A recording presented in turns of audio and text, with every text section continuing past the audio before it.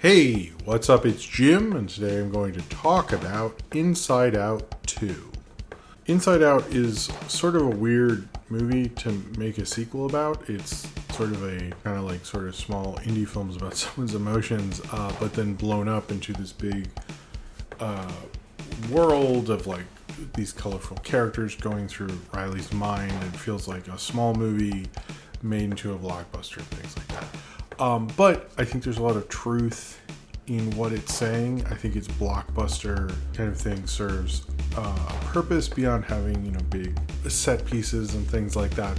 There's a reason they're going to the back of the mind. There's a reason with anxiety and everything like that. And I do think this is an interesting sort of update and sequel in a way I haven't seen from any of the Pixar films that aren't Toy Story. Usually I don't really like I don't think I've liked any of the sequels that much of any of the Pixar movies that aren't Toy Story. And I quite like this one. I think it's maybe the best non-Toy Story Pixar sequel, and maybe it could go up there.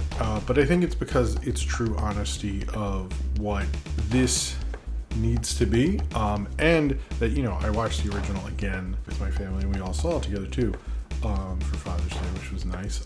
But it, I think, speaks to who Riley is going to be and what happens in your mind through puberty and through major social changes.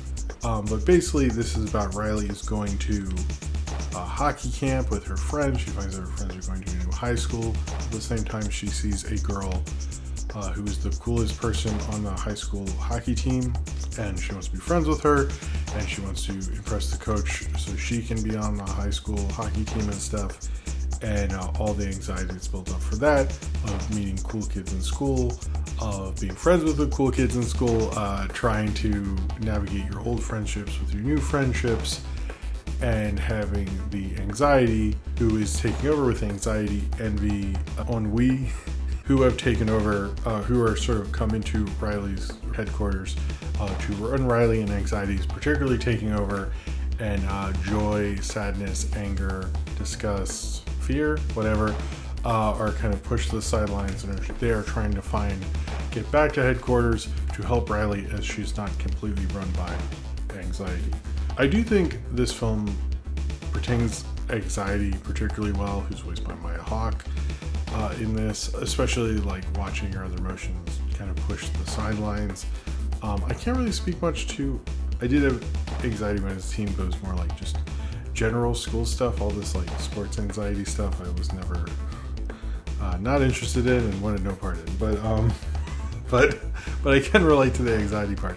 I did think they portrayed anxiety very well in showing emotions, and I've heard from various people who work with children with emotions, this film has been used as sort of a tool to express people's emotions, and I think it can continue to do that just as well. I liked how it plays with the fun of how people's personalities are. It doesn't do it as much, and I don't know if this made me feel as emotional necessarily, but I also thought the situation she's in is a little more relatable, because when you're taking that transition from middle school to high school or starting high school, there's always a bunch of cool kids, and if you are lucky enough to be friends with them and like impress them and stuff like that, there is a lot of anxiety in that, and I don't think I see that portrayed as well as I've seen in this film. I was definitely a kid who was friends with particularly my freshman year, like a lot of seniors, just because I knew cool, make weird references and they would get them and stuff.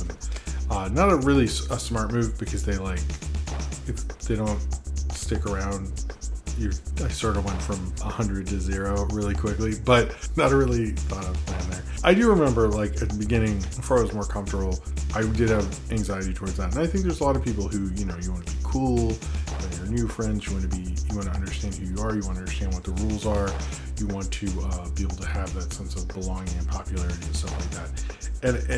And I do think that's a real thing for people. I don't think that's I don't know. I find that to be maybe more relatable, because I've never moved to San Francisco and then wanted to escape on a bus or something. Although I think the emotions in that film felt stronger. But I think that's the difference between Pete Docter and Kelsey Mann, who I think is a very good director at sticking to what's important to the story he's telling. I saw him do Party Central, which is a Pixar short, and I think what's really good, he's being inventive of a basic idea And I saw that before Inside Out 2. Party Central is actually sort of a prequel to another Pete Docter thing. So he's basically only made Pete Docter stuff, director-wise, and TV. In that, it's just them like stealing a party through portals, and it stays to that pretty specifically. Whereas this, I think, stays within the emotions and the idea of the kind of Inside Out world, but he's able to sort of play with that and add on to it and like think of different ideas with it, and as well as the writing style and stuff like that. But you can tell he's not Pete Docter, because I think Pete Docter is more experimental, will push emotions to a certain level, he'll make you cry, he'll give you that suspense. I felt that in some cases, and I do felt it as much, but I do think look, Pete Docter is one of the great animation directors of our time. I don't think Kelsey Mann is that, but that's not fair. As well, I do think what works about this film is that it doesn't lose the plot completely, because you could have, seriously, this seems like something you could have fumbled pretty tremendously.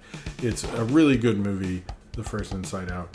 It is very strange and weird, and this stayed within all of that, even if it has where Anxiety's making the dream world and they're all in the House of Cards is now an animation studio, which that is I was like, that's a statement on the entertainment industry, that it's built out of a House of Cards, and the little animation stations and all of that, and or the idea just having the thing where character Frank Oz voices had it labeled his hat and wrote "my hat" is like very idiosyncratic. But I do think this film is able to end through this direction, and everyone, I'm sure Pete Docter was involved, but everyone who's more majorly creatively involved in this is able to still have fun with it. I think it is living within the concept. I don't think it's as strange and bounces off the way the first one did, or Pete Docter does. And that, I think, is sort of missing. But using the sort of Dora the Explorer, Blue's Clues, whatever we're calling it, apparently it directly references Mickey Mouse's Clubhouse, which I never watched, so I guess it did.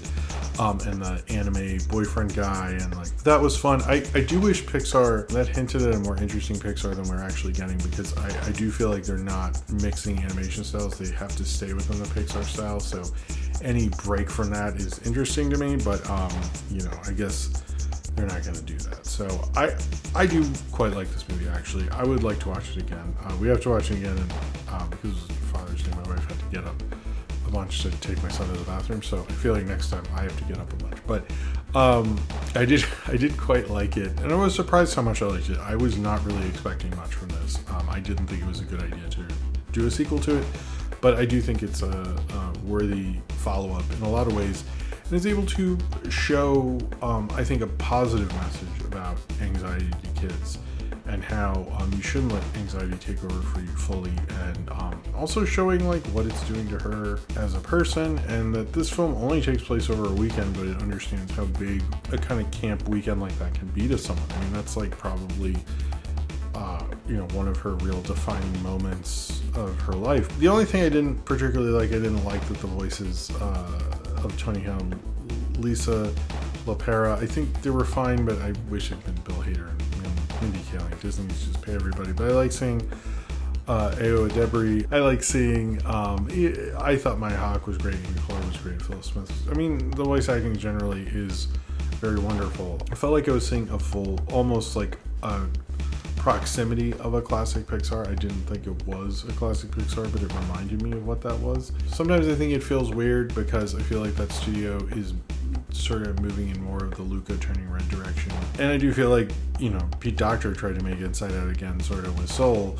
And I think this I guess reflects sort of the strangeness in Pixar right now, because there is a lot of, they're worried, and they tried to do Lightyear, and that didn't work. And, even though I think Luca and Turning Red were a good 1-2 punch there, it seems like people aren't acknowledging them as much and all that stuff. But I think this shows a studio that was able to sort of get it to work despite all of that, which is the kind of functioning Pixar brain trust thing that I used to believe in, and now sort of do this time. I do want to watch it again. I'm not sure if it will hold up as well the second time, as much as the first one does. I don't think I'll get as emotional as the second time. But if I look at it as just a film, and I said this before with the Fury Road Furiosa comparisons, and I'll say it with Inside Out versus Inside Out 2, is I think if we look at it as its own thing, and since they are not trying to be the same movie whatsoever, I do think as two pieces of art separated from each other, but also working together in tandem in a sense, I do think they work very well, and I think this is a great idea for a sequel or another installment. They don't all have to like reinvent the world every time or something, but it was interesting seeing the new emotions, how she deals with them, how she's dealing with puberty and dealing with her life and understanding her life, understanding who she wants to be and who she wishes to be, and the anxiety towards that, and how anxiety can take over with envy and embarrassment and all those things, and the commonality of the old emotions, the new emotions, I thought worked really well. I don't know how in some ways, yes, it did do the thing that sequels do, and they had more characters and the stakes were raised and all that stuff, but I think this sort of stays true to the initial concept of what Inside Out, the whole, I guess, franchise really is, and that's like Riley and her concerns and how she's growing and things like that. I think that's how this whole universe works the best, and that continues to do that. So I don't know if you could do another one with that many more emotions. I'm not sure how you would do that, but I'm kind of okay with where we are now. This was so big. I guess maybe we'll get another one, but I think within its own inside outness and understanding the growth of Riley and the hinting at the puberty thing, but really getting into all the different emotions you go through personally when you're going through puberty, I did think, and not getting into all the other things with puberty, which I noticed they don't talk about, not to be gross, but they don't really get into that. But I do think it gets into the emotional toll of puberty and the messiness of it, and the social pressures and everything like that, all converging at once and taking it as seriously as a Marvel movie would, getting the MacGuffin from point A to point B. In this, the MacGuffin does actually matter. It wouldn't be a MacGuffin because you can define it and know what it is, and the MacGuffin is an abstract concept, and anyone tells you different doesn't understand what a MacGuffin is. But that's neither here nor there. In a plot sense, I guess it could be considered how that functions. But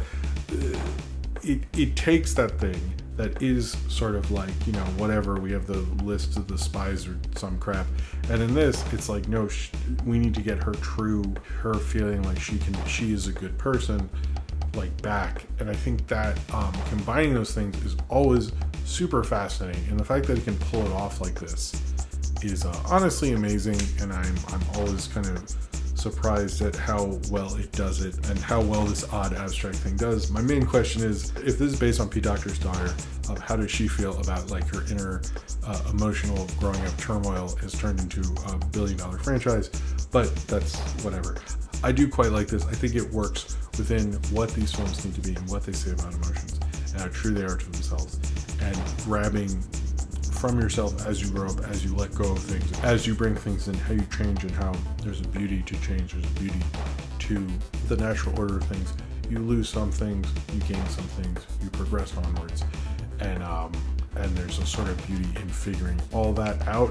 And I think it showed the kind of the wonder of that, but also the terror of that, and how in the end you're joyful you went through it, but it really is hard to get to that point. And I think this film illustrated that probably better than films that try to focus on the characters. To say that they're able to do it with colorful UPA-like designed characters, particularly Joy, bring it all to like this big mass appeal blockbuster thing. It's a really interesting sequel, much like the original, and I think it is able to express that in a way that I think very few films can do as effectively as this can. And it kind of reminds me and shows me what is so great about Pixar, what's so kind of completely spellbinding by this whole concept.